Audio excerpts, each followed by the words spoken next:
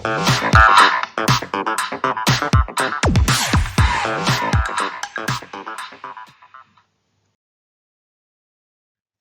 Everyone, welcome back to my channel medico ma'am. एक बार फिर हम स्टार्ट करते हैं हमारी CHO की क्लास। ये 25 नंबर की क्लास है और इससे पहले 24 क्लासेस अपलोड हो चुकी हैं चैनल पर। अगर आपने वो नहीं देखी हैं तो आप चैनल पर जाकर के वो देख सकते हैं। बहुत इंपॉर्टेंट MCQs हैं आपके एग्जाम पॉइंट ऑफ व्यू से। तो आज की इस वीडियो में मैं आपको नेक्स्ट जो हमारा टॉपिक है according to syllabus, common conditions, जिसका 4 पार्ट्स हैं और ये हम पढ़ेंगे। इसमें ईयर, आई, नोज और थ्रोट से रिलेटेड जो भी कॉमन कंडीशंस होती हैं, जो भी डिजीज होती हैं, वो देखेंगे हम। और इसके अलावा उनकी जो क्या प्राइमरी केयर की जाएगी उनके बारे में हम डिटेल से इस वीडियो में स्टडी करने वाले हैं।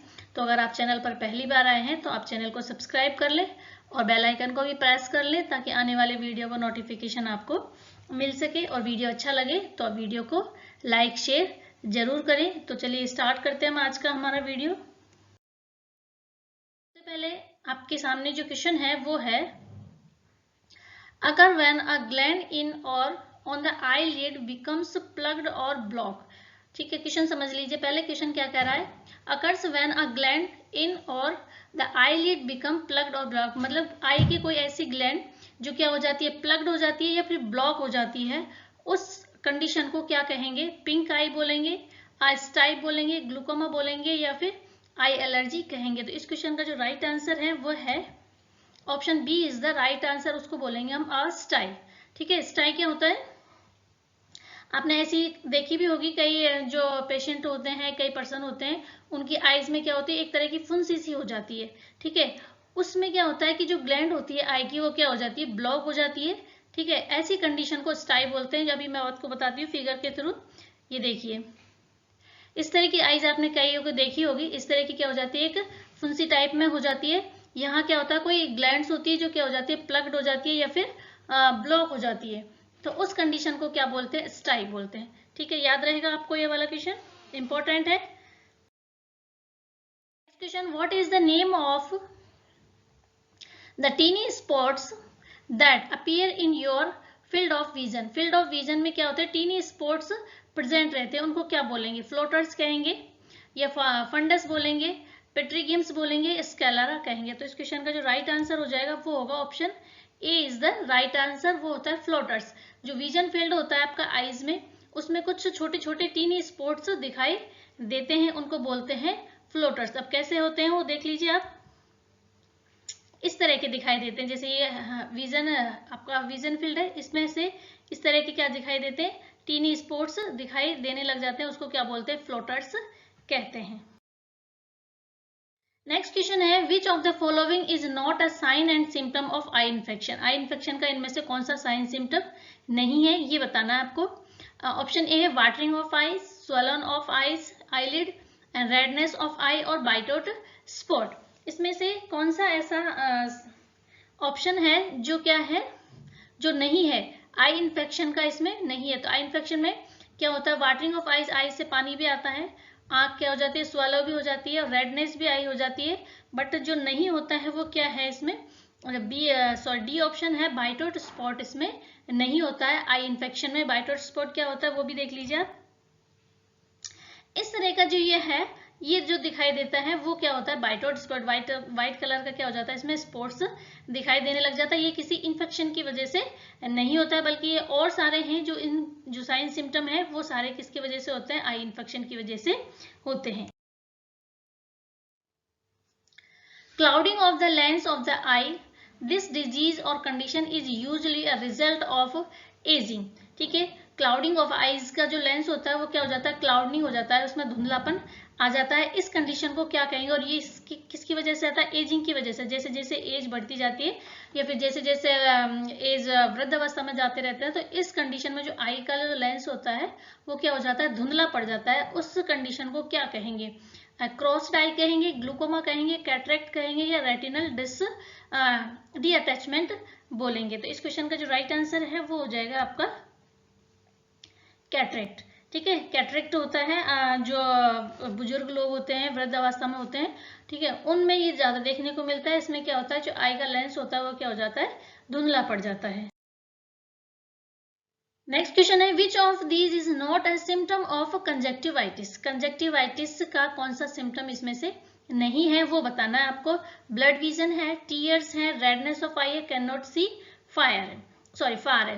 तो इस क्वेश्चन का जो राइट आंसर है वो हो जाएगा आपका D is the right answer. Can not see fire ये इसका साइन सिम्टम नहीं होता है, बल्कि जो ये तीनों ही क्या होते हैं, कंजक्टिवाइटिस के सिम्टम्स होते हैं। ब्लड विजन हो जाता है, धुंधला दिखाई देने लग जाता है, आंसू आते हैं, और रेड आईज हो जाती है। इसको क्या बोलते हैं, पिंक आईज भी बोलते हैं, कंजक्टिवाइटिस जो डिजीज होती है उसको, क्योंकि जो आईज होती है वो कैसी हो जाती है, पिंक कलर की इसमें हो जाती है। बल्कि जो ये आंसर आपका जो ऑप्शन है कैन नॉट सी फायर, ये इसकी क्या नहीं है, इसका सिम्टम नहीं है, बल्कि ये क्या है, एक तरीके से आई की एक प्रॉब्लम है, जिसमें क्या होता है कि दूर से इसमें साफ नहीं दिखाई दे रहा, जिसको क्या बोलते हैं, मायोपिया कहा जाता है। तो इसके करेक्शन के लिए भी क्या करते हैं, कौन सा लेंस यूज करते हैं। अगर आपको इसका आंसर पता है तो कमेंट्स बॉक्स में जरूर कमेंट्स करके बताएं मुझे कि जो मायोपिया होता है उसमें कौन से लेंस का करेक्शन करने के लिए कौन सा लेंस का यूज किया जाता है। I will wait for your answer. इसको देख लीजिए आप एक बार, जो कंजक्टिवाइटिस है वो किस तरह से होती है, इस तरह से होती है। इसमें क्या हो जाती है, आईज हो जाती है, वो क्या हो जाती है, रेड हो जाती है। किसी भी वजह से हो सकता है, वायरल इन्फेक्शन की वजह से हो सकता है, किसी तरह की एलर्जी की वजह से भी ये हो सकता है। और इसकी जो साइन सिम्टम है वो आपको मैंने बता ही दिए हैं कि इस तरह के इसके साइन सिम्टम दिखाई देते हैं। ना नेक्स्ट क्वेश्चन है हमारा, what is the cause of conjunctivitis. Conjunctivitis का जो कॉज है, मेन कॉज है, वो क्या हो सकता है। ऑप्शन ए है नाइजीरिया गोनोरिया हो सकता है, एडीज इजिप्टिस हो सकता है, प्रोटोजो हो सकता है, और लासा मेनो वायरस हो सकता है। तो इस क्वेश्चन का जो राइट आंसर है वो होगा अप्रोप्रिएट, वो होगा नाइजीरिया। जो गोनोरिया है वो होता है कंजक्टिवाइटिस का कॉज। ध्यान में रखना है इसको, बहुत इंपॉर्टेंट क्वेश्चन है, और इसको चाहे तो आप अंडरलाइन लगा लीजिए। कंजक्टिवाइटिस का जो मोस्ट कॉज है वो क्या है, नाइजीरिया गोनोरिया। नेक्स्ट क्वेश्चन है, trachoma is a disease of, ठीक है, आंसर इसका पहले आ गया है तो आप आसानी से इसका बता सकते हैं क्या है। Trachoma is a disease of, trachoma किसकी डिजीज है, आई की है, लीवर की है, किडनी की है, या फिर लंग्स की है। तो आसानी से आप इसका बता सकते हैं क्योंकि आंसर इसका पहले से ही शो हो चुका है। तो इसका जो आंसर है वो है आपका आई। और ट्रैकोमा होता क्या है वो भी देख लीजिए आप। जो ट्रैकोमा है, स्टेज ऑफ ट्रैकोमा, ट्रैकोमा की कितनी स्टेज होती है, 3 स्टेज होती है। सबसे जो फर्स्ट स्टेज होती है उसमें क्या होता है, infections cause by chlamydia. Chlamydia की वजह से क्या होता है, इसमें इन्फेक्शन होता है। कहाँ पर होता है, bacteria causes inflammation and thickness the upper eyelid. जो अपर आईलिड होती है उसमें क्या हो जाता है, इन्फ्लामेशन आ जाता है फर्स्ट स्टेज में। सेकेंड जो स्टेज होती है वो क्या होता है, scarring of the eyelids pulls the eyelashes into the eye. ठीक है, ये जो इसकी है आईलैशेस है वो क्या होता है, इसमें अंदर धंसने लग जाती हैं। नेक्स्ट जो है वो है द आईलैशेस स्कर्च द कॉर्निया। जो कॉर्निया को क्या करने, यहाँ से तो क्या हो जाती है, अंदर की ओर आने लग जाती है आईलैशेस, और उसके बाद ये क्या होते हैं, अंदर इसमें क्या स्क्रैच करने लग जाती हैं कॉर्निया को, eyelashes, and continue the infections and damage the eye which can lead to blindness. और इसकी वजह से क्या हो जाता है, ब्लाइंडनेस हो जाती है। सबसे पहले जो आपका ये है जो अपर आईलिड्स है उसमें क्या होता है, इन्फ्लामेशन हो जाता है। इन्फ्लामेशन आने के बाद फिर क्या होता है, इसकी जो आईलिड्स है वो अंदर कॉर्निया में क्या हो जाती है, स्क्रैच करने लग जाती है, इसको धंसती है अंदर की ओर। और जैसे जैसे ये अंदर की ओर ज्यादा धंसने लग जाएंगे, आई को क्या करने लग जाएंगे, डैमेज करने लग जाएंगे, और इसकी वजह से क्या आ जाएगी, ब्लाइंडनेस आने लग जाएगी। तो इस तरह से होता है ये ट्रैकोमा। और है इसका ट्रीटमेंट, और आपको मैं बता देती हूँ जो ट्रैकोमा है उसका जो ट्रीटमेंट है वो क्या होता है अकॉर्डिंग टू WHO। आप ये लिख लीजिए अपनी कॉपी में। जो इसका ट्रीटमेंट है वो होता है एजिथ्रोमाइसिन दिया जाता है और टेट्रासाइक्लिन। 2 इसकी टैबलेट्स हैं और ऑइंटमेंट है, ये दिए जाते हैं। इसमें 1% ऑइंटमेंट एजिथ्रोमाइसिन का और टेट्रासाइक्लिन का ऑइंटमेंट दिया जाता है। इसके अलावा इसमें एक और स्ट्रेटेजी है according to WHO, safe strategy. कई बार क्वेश्चन अगर आपसे पूछ ले कि जो सेफ स्ट्रेटेजी है SAFE, लिख लीजिए आप इसको SAFE। ये जो स्ट्रेटेजी है वो किसके लिए है, ट्रैकोमा के ट्रीटमेंट के लिए है। अब ट्रीटमेंट इसमें किस तरह से किया जाता है, इसके एब्रीविएशंस हैं ये, ठीक है, शॉर्ट फॉर्म है SAFE। एस से क्या बनेगा, ए से क्या बनेगा और एफ से क्या बनेगा वो भी मैं आपको बता देती हूँ, तो आप लिख लीजिए इस चीज को। एस से बनेगा आपका surgical care, S for surgical care. इसके बाद आता है ए फॉर एंटीबायोटिक दिया जाता है इसमें, जो मैंने बताई दिया आपको एंटीबायोटिक कौन सी दी जाती है ट्रैकोमा में। इसके अलावा एफ फॉर होता है फेशियल क्लीन, इसमें क्या किया जाता है, फिर फेशियल क्लीन करते हैं। और ई फॉर होता है एनवायरमेंटल इंप्रूवमेंट। ये एब्रीविएशंस भी आपको इसके याद होने चाहिए। कई बार एग्जाम में अगर इस तरह से आपसे पूछ लिया जाए कि सेफ स्ट्रेटेजी कौन सी डिजीज के लिए, तो आपका आंसर होना चाहिए ट्रैकोमा। और अगर इस तरह से पूछे तो ट्रैकोमा में जो सेफ स्ट्रेटेजी है उसमें से जो एस है, एस का क्या मतलब होता है, ठीक है, एस किसके लिए इंडिकेट करता है, तो ये भी आपको पता होना चाहिए। तो मैंने आपको ये बता दिया है, एक बार फिर मैं रिपीट कर देती हूँ। आप अपनी कॉपी पेन लेकर बैठिए और उसमें आप कॉपी में अपनी लिख लीजिए। S for surgical care, A for antibiotic, F for facial clean और ई फॉर होता है एनवायरमेंट इंप्रूवमेंट, ठीक है। तो ये चीजें आपको क्या होनी चाहिए, पता होना चाहिए। नाउ इसके बाद आता है आपका जो ट्रैकोमा है वो किसकी वजह से होता है, ये होता है आपका क्लेमाइडिया ट्रैकोमेटाइटिस की वजह से। ये भी आप इसको भी, जो इसका पॉजिटिव एजेंट है उसको भी लिख लीजिए, क्या होता है इसमें, क्लेमाइडिया ट्रैकोमेटाइटिस इसका होता है। नेक्स्ट है जो क्वेश्चन है, अब ये देख लीजिए आप क्या होता है इसमें। All are the true about trachoma except, सारे ट्रैकोमा से संबंधित है एक और को छोड़ करके। वो क्या है, आई स्वेलिंग हो जाती है, आई पेन होता है, डिस्चार्ज फ्रॉम आई और रेटिनल डीअटैचमेंट्स। तो इसका जो राइट आंसर हो जाएगा वो हो जाएगा option D is the right answer. जो ट्रैकोमा है उसमें आपकी आई स्वेलिंग भी देखने को मिलेगी, आई में पेन भी होगा और आई से क्या होगा, डिस्चार्ज भी होगा। बट जो नहीं होगा वो क्या होगा, रेटिनल डी अटैचमेंट नहीं होगा। रेटिनल जो होता है उसका डी अटैचमेंट नहीं होता, रेटिनल है जहीं की जहीं रहता है, वो क्या होता है अपने प्लेस से हटता नहीं है, या उसे डी अटैचमेंट उसका नहीं होता है किसी भी तरह का। तो इसका क्या आंसर हो जाएगा आपका, रेटिनल डी अटैचमेंट। नाउ अब वो आपका क्वेश्चन आ गया, मैंने अभी आपको एक्सप्लेन किया वही। What is safe strategy, safe strategy है वो क्या है, ये किससे रिलेटेड है, ट्रैकोमा से रिलेटेड है। और इसके आप एब्रिविएशंस देख लीजिए। एस फॉर क्या होता है, सर्जिकल केयर, और ए फॉर एंटीबायोटिक्स, और एफ फॉर क्या, फेशियल क्लीननेस, और ई फॉर हो जाएगा एनवायरमेंटल इंप्रूवमेंट, ठीक है। यही आपका ये आंसर सही हो जाएगा, फर्स्ट में ही आपका देख लीजिए। इसके अलावा बी और ऑप्शन भी अपन देख लेते हैं क्या क्या है। बी ऑप्शन में सर्जिकल केयर है, एंटीबायोटिक, फेशियल, नंबनेस आ गया। अब इसमें फेशियल क्लीन आना चाहिए, बल्कि यहाँ पर क्या आ गया, नंबनेस आ गया, तो इसकी वजह से ये क्या हो गया, गलत हो गया। इसके अलावा ये एनवायरमेंटल हजार्ड से, ये भी इसका क्या है, रॉन्ग है। सी जो ऑप्शन है उसमें क्या है, सूचरिंग सेफ्टी है, एंटीबायोटिक्स है, फेशियल क्लीननेस है, एनवायरमेंटल हजार्ड्स, ठीक है, तो ये भी नहीं होगा। नेक्स्ट है सक्शनिंग है, एंटीबायोटिक्स है, फेशियल क्लीननेस है, एनवायरमेंटल इंप्रूवमेंट है। तो इसमें फेशियल ये तो ठीक है, लेकिन इसमें क्या आ गया, सक्शनिंग आ गया, तो इस वजह से ये सही नहीं होगा। तो आपका जो राइट आंसर हो जाएगा वो होगा आपका ए इज द राइट आंसर, ठीक है। इसमें क्या करते हैं, सर्जिकल केयर करते हैं, एंटीबायोटिक्स देते हैं, फेशियल क्लीननेस और एनवायरमेंटल इंप्रूवमेंट इसमें किया जाता है। तो आपको ये याद रखना है, बहुत इंपॉर्टेंट क्वेश्चन है ये, चाहे तो आप इसको अंडरलाइन कर सकते हैं। In most form of glaucoma, अब आगे आपका ग्लूकोमा, ये सारे हम क्या करें, आई से रिलेटेड जो भी कॉमन कंडीशंस होती हैं उनके बारे में पढ़ रहे हैं। तो in most form of glaucoma what damage the optic nerve, glaucoma में क्या होता है, ऑप्टिक नर्व डैमेज हो जाती है, तो किसकी वजह से होती है, क्या है उसका कारण, वो आपको बताना है। In most form of glaucoma what damage, मतलब ऐसे क्या चीज है जो ऑप्टिक नर्व को क्या करती है, डैमेज कर देती है। तो ऑप्शन आपके सामने है, इसमें कौन सा ऑप्शन सही होगा देख लीजिए आप, एक एक करके देखते हैं हम इसके option. Eye strain from reading in a darkness from, इसकी वजह से होता है, या too much pressure on the optic nerve की वजह से होता है, या टू लिटिल प्रेशर की वजह से होता है, या नॉट बियरिंग प्रेस्क्रिप्शन ग्लासेस की वजह से होता है। तो इसका जो राइट आंसर है वो क्या हो जाएगा, वो आपको बताना है। तो इसका राइट आंसर हो जाएगा बी।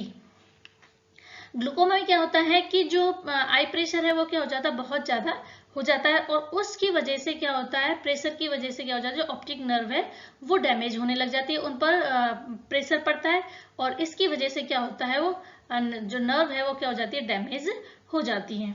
अब देख लीजिए आप इसको, जो ग्लूकोमा है और वर्सेस कैटरेक्ट आइज।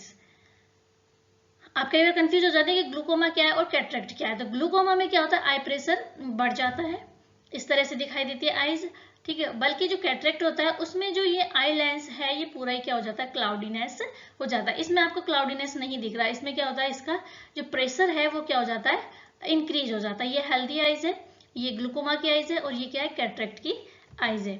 इसके अलावा आप नॉर्मल आईज ये देख लीजिए और ये है ग्लूकोमा की आईज। तो इसमें क्या होता है कि प्रेशर इंक्रीज हो जाता है, जिसकी वजह से क्या हो जाता है, ये है आपकी ऑप्टिक नर्व। अब जब इस पर प्रेशर पड़ेगा तो ये प्रेशर किस पर दबाव डालेंगे, ये आपकी जो ऑप्टिक नर्व है इस पर प्रेशर डालेंगे, जिसकी वजह से क्या हो जाती है, डैमेज हो जाती है। ठीक है, समझ में आ गया आपको ग्लूकोमा और कैटरेक्ट में difference.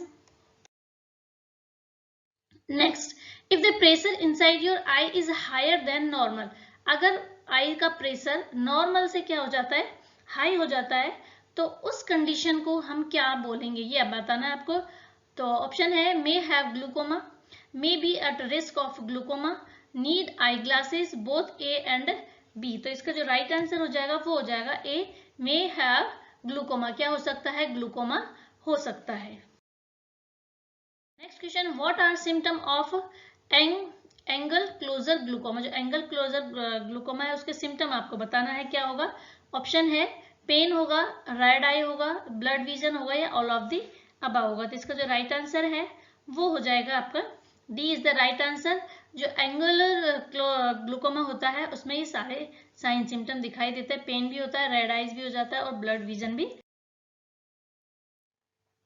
Next is epistaxis. Epistaxis क्या होता है, इजी क्वेश्चन है, आसानी से बता सकते हैं इसको। तो ऑप्शन है आपके सामने, bleeding from inside the ear है, bleeding from inside the mouth है, bleeding from inside the nose है, bleeding from outside the nose है। तो इसका जो राइट आंसर है वो हो जाएगा C is the right answer, bleeding from inside the nose. Outside the nose, outside तो किसी भी ट्रॉमा वगैरह की या फिर स्क्रैच वगैरह की वजह से हो जाता है, लेकिन अंदर से, नोज के अंदर से अगर ब्लीडिंग हो रही किसी भी तरीके से तो ये क्या होता है, एपिस्टैक्सिस कहलाता है। अब जो मोस्ट जो कॉज है इसका वो क्या होता है, नेल ट्रॉमा की वजह से एपिस्टैक्सिस देखने को मिलती है। कई बार क्या होता है, छोटे बच्चे होते हैं अपनी फिंगर को क्या हो जाता है, नोज में डालते रहते हैं, जिसकी वजह से क्या होता है, वहां पर ब्लीडिंग होने के चांसेस रहते हैं। कई बार क्वेश्चन अगर पूछ ले आपसे तो आप बता सकते हैं इसको कि most common cause of epistaxis क्या होता है, तो वो होता है नेल ट्रॉमा।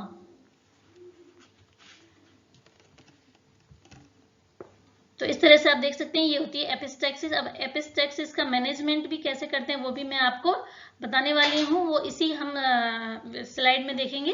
ठीक है, जो हमारी नेक्स्ट स्लाइड आएगी इसी वीडियो के अंदर, उसमें मैं आपको उसका पूरा एक्सप्लेन करूंगी कि एपिस्टैक्सिस में किस तरह से हम मैनेज करेंगे। नाउ नेक्स्ट क्वेश्चन है, investigation of epistaxis is not include. Epistaxis है किसी को, उसको इन्वेस्टिगेशन करने के लिए कौन से टेस्ट इसमें नहीं किए जाते वो बताना है आपको। ऑप्शन है complete CBC, bleeding time, clotting time, PT और टोनोग्राफी। ऑप्शन आपके सामने ये है। अब आपको बता देती हूँ मैं इनके मीन्स क्या होते हैं। Complete blood count, blood cells count करते हैं, कंप्लीट ब्लड काउंट की जाती है अगर किसी को एपिस्टैक्सिस है, ठीक है, नक्सीर आती है तो उसको चेक करने के लिए उसका कंप्लीट ब्लड टेस्ट करते हैं, ब्लीडिंग टाइम देखते हैं और क्लॉटिंग टाइम देखते हैं।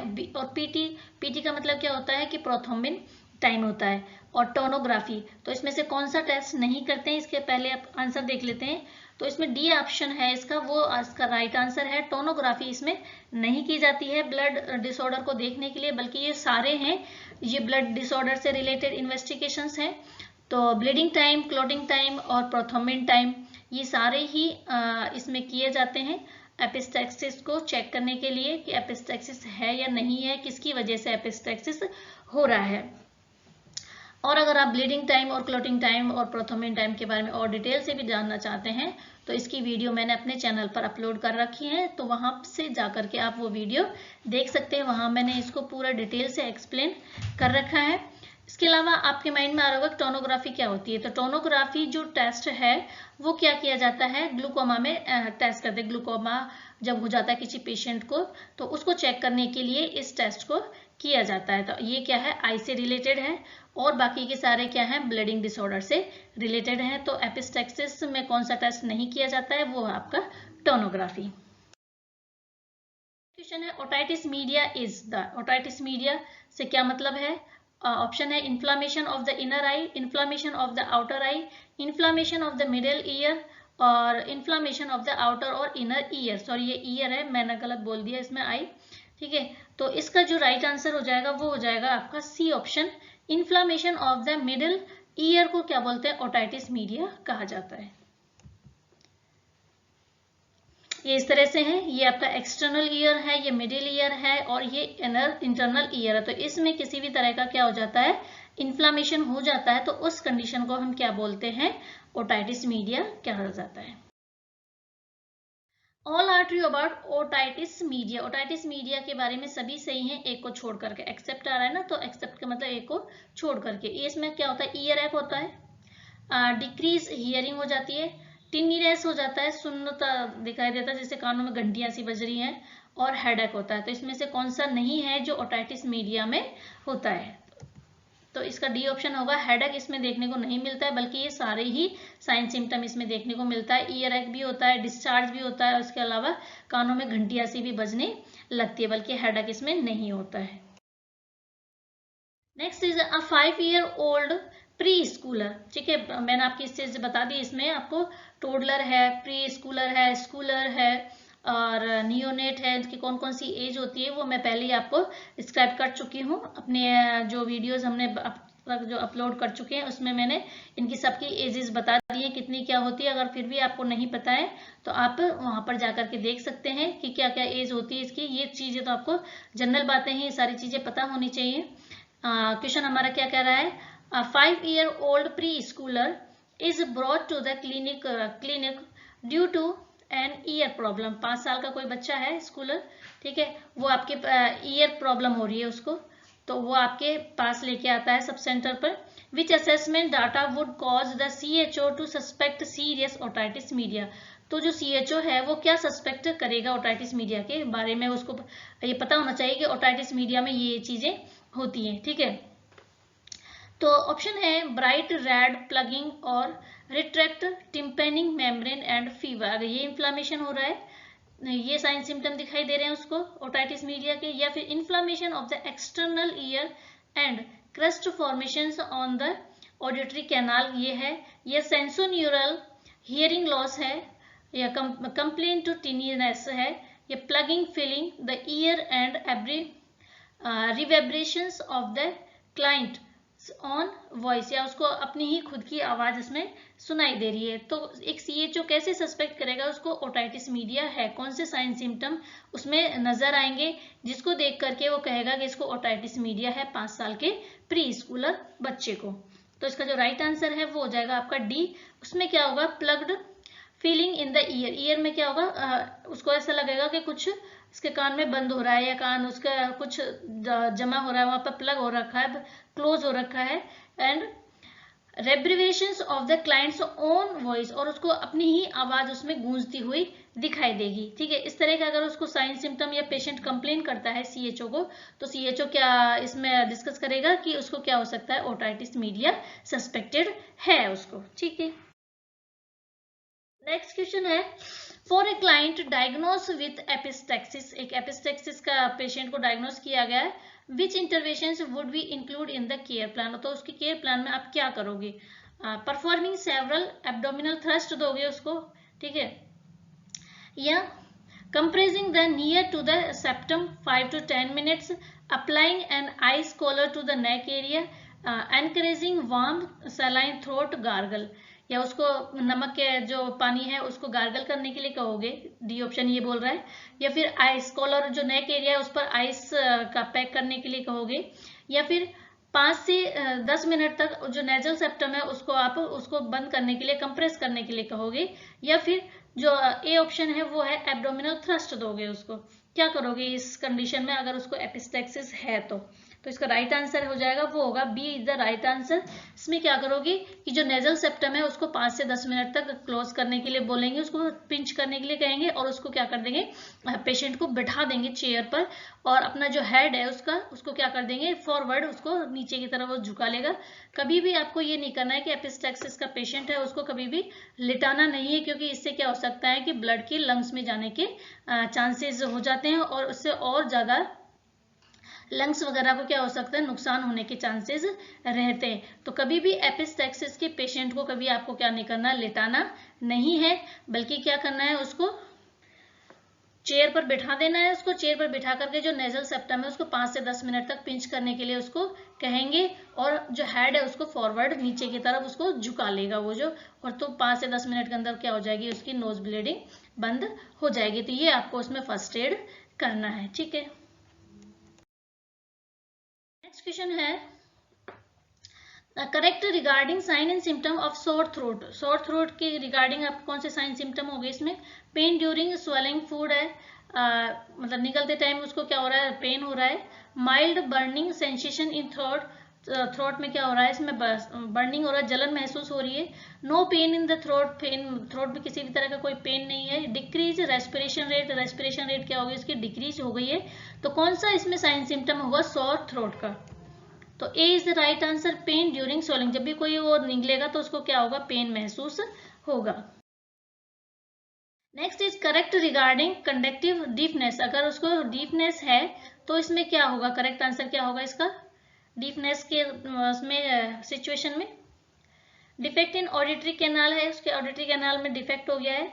Defect in tympanic membrane, ear canal और ऑसिकल्स है, जो ऑसिकल्स बोन्स होती हैं उसमें या ईयर कैनाल में ये टिम्पेनिक जो मेम्ब्रेन है उसमें किसी भी तरह का डिफेक्ट हो गया है, या फिर डिफेक्ट इन ईयर पिन्ना में डिफेक्ट हो गया है, या defect in mastoid bone, mastoid bone में डिफेक्ट हो गया था। किसके रिगार्डिंग बताना हमें, करेक्ट रिगार्डिंग कंडक्टिव डीफनेस। अगर किसी को डीफनेस हो गई है, बहरापन हो गया है, तो उसमें क्या सिम्टम दिखाई देगा, क्या उसमें हो जाएगा, ये बताना आपको। तो इसका राइट आंसर बी हो जाएगा। इसमें क्या हो जाएगा, जो उसकी टिम्पेनिक मेम्ब्रेन है, ईयर ड्रम जिसको बोलते हैं, वो डिफेक्ट हो जाएगा, ईयर कैनाल डिफेक्ट हो जाएगी और जो ऑसिकल्स हैं उसमें भी क्या हो जाएगा, डिफेक्ट आ जाएगा। Next is what is instrument is use to test hearing. Hearing को मतलब टेस्ट करता है हमें, वो कौन सा इंस्ट्रूमेंट हम इसमें यूज लेते हैं हियरिंग टेस्ट करने के लिए, तो टोनोमीटर है, ट्यूनिंग फॉग है, ऑटोस्कोप है या प्रोटोस्कोप है। तो इसमें से आपको राइट आंसर बताना है, इसमें क्या होगा, ऐसा इंस्ट्रूमेंट आपको बताना है जो हियरिंग टेस्ट के लिए यूज किया जाता है। तो इसका राइट आंसर आपका हो जाएगा ट्यूनिंग फॉग, इसमें यूज में लिया जाता है। अब आपको देख लेना है कि टोनोमीटर क्या होता है।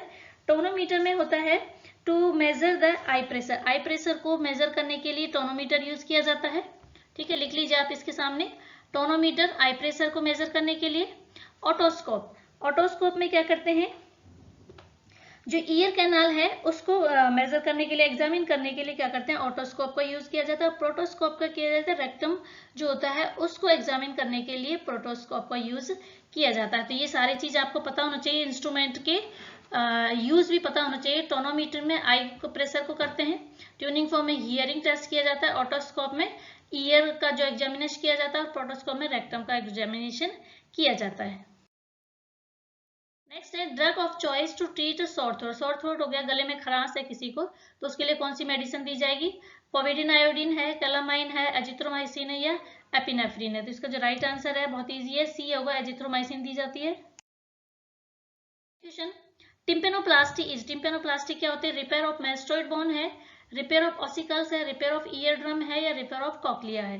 तो राइट आंसर इसका सी हो जाएगा, ईयर ड्रम है, जिसको टिम्पेनिक मेम्ब्रेन भी कहते हैं। टिम्पेनिक मेम्ब्रेन की जो रिपेयर की जाती है उसको क्या बोलते हैं, हम टिम्पेनोप्लास्टी कहते हैं।